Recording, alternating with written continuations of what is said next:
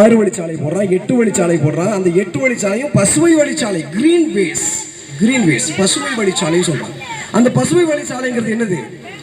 சாலையை அமைக்கிறதுக்காகவே ஓரத்தில் இருக்கக்கூடிய ஒட்டுமொத்த மரங்களையும் புடுங்கி போட்டுறான். பல 100 ஆண்டுகள் இருக்கக்கூடிய பழமை வாய்ந்த அத்தனை மரங்களையும் புடுங்கி எரிஞ்சு விட்டு அதுக்கு பிறகு நீ போடுறிய ராசா, அது எப்படி ராசா பசுமை சாலைன்னு சொல்ல முடியும்? நிழலுக்கு ஒன்றதுக்கு இடம் இல்லை. பைபாஸ்ல போறவங்க பாக்குறோம்ல, வண்டியில போகும்பொழுது நிழலுக்கு ஒரு இடம் கிடையாது. இருக்கிற மரத்தை எல்லாத்தையும் புடுங்கி வச்சுட்டாங்க. ஆனா இதுக்கு முன்னாடி நம்மளுடைய முன்னோர்கள் என்ன செய்வாங்க தெரியுமா? ஒரு கிளைய ஒடிச்சா கூட ஒரு விதையை நட்டுருவாங்க.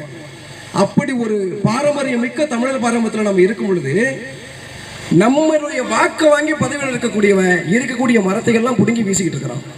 அதுக்கு பிறகு போடுறதுக்கு பசுமை சாலைன்னு சொல்றான். 8 வழிச்சாலை எதுக்கு நினைச்சிட்டு இருக்கிறீங்க?